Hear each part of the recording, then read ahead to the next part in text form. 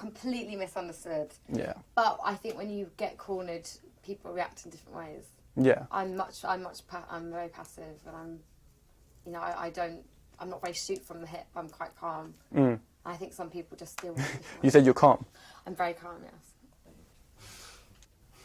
yes. Is she calm? Yeah. In bad situations, I'm calm. In everyday life. So you're able to hold your own, like. I'm very strong. Yeah.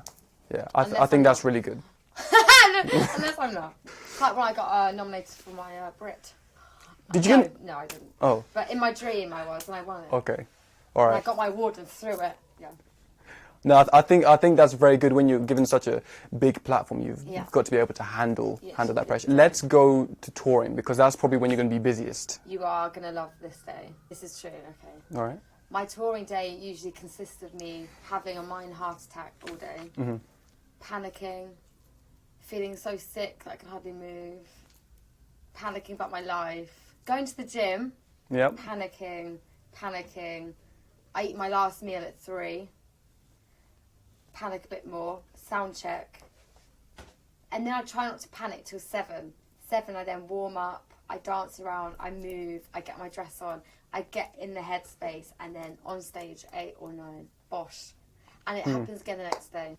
It seems like up until the point that you get on stage, you're being held down, and then once you get onto stage, you're liberated and you can be yourself. Yeah, I'm getting better, but I find touring is like the most stressful time. But when I get on stage and the after bit is just a dream, it's amazing. So that's what I look for. Nowadays, especially last year and this year, we see a lot of young people feeling the need to conform to a particular pop star image. And a lot of the time they have to compromise their own authenticity and like who they really are. Do you ever find that you have to, weigh those two, like this Tich pop star and then Rachel Ferner, the girl who just wants to live out her dream?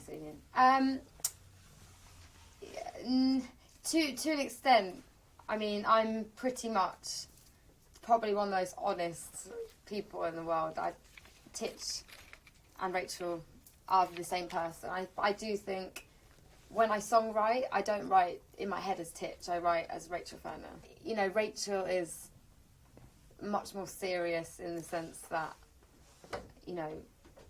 it's really, really raw. Tich, I think, is like on stage, and that's when I go, come on, and it's much more, like you said earlier, happy-go-lucky, a bit kind of grabs life by the balls. For example, if a gig hasn't gone well, there's Tich on stage, there's me going, bye, love you, and I come off and I go, oh my gosh, I can't, and then I switch to this kind of like really serious, like quite feisty. I'm very feisty, and I would say that's Rachel, because I'm very actually quite ballsy. I know what I want. I don't put up with nonsense, and that is like the real me. Do you do grades at all? Do you play? Yeah, I did up to grade 7. Grade 7, I did violin. Wow. But it was all very classical based, and I really enjoyed that. But yeah, it was less the singing actually that I enjoyed. It was the piano, but the singing came with it, and I love singing. Because yesterday I was singing in my room. I had a feeling you were going to ask me to sing because you're like happy-go-lucky. So, all right. But anyway, besides the singing, at what point did you realize that you had a gift?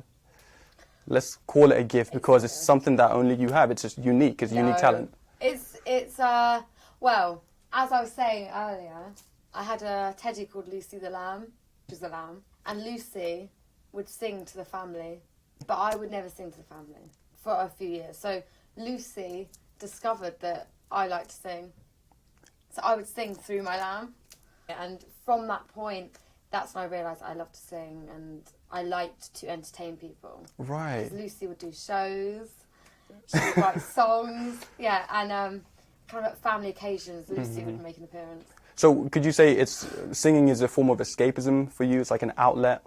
Oh, yeah? 100%. But I just, overall, I enjoy it, and I have been fascinated by the piano since I can remember. It was the piano that completely struck me.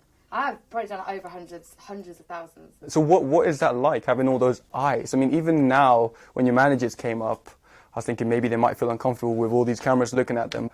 Imagine 100,000 people watching your every move, and you're having to perform. What is that like? Do you ever feel like really uncomfortable? Yeah.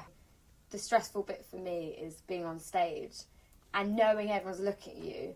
And if I have to somehow leave, if I need to get off, or if something happens to me, which is that's my anxiety, then there's nothing else to fill that gap on stage. There's no one else to come on and be me and sing that song, or to play that piano, and that freaks me out every single time. Even now, I know I've got an arena show in a few months, and I already feel nervous, and I haven't done an arena for a while, so in my head now, that's like the panic of my. Yeah, and what do you do in preparation for such a big event? Like in the days coming up to it. The thing is, I know what I'm doing, and I know what I'm doing, and I love it, and I'm good at what I do. I enjoy it so much, and I just have to go. Don't be silly, because there's no preparation I need to do because I do it every day. It's a bit irrational. It's not quite irrational. But now that you've said that, it makes me think. When Justin Timberlake performs, does he get nervous? Well, you know, a lot of artists get sick, like physically sick. It's not unnatural or not common for that to happen. Like, you know, even when I was touring with James, he's got his own anxieties. James Arthur. Okay. He's got his own worries for when he goes on stage. What do you think about Justin Bieber? Well, I went on tour with him when he was like 15, so I have absolutely. I was with him before he was kind of Justin Bieber that we know today. So when I met him, he was literally like a boy, really cute, really sweet, young boy. And I was actually taller than him. Oh, you were? Which explains a lot. I think you only know so much. And I think people think they know the whole story. Right. But how can you? I don't think. No.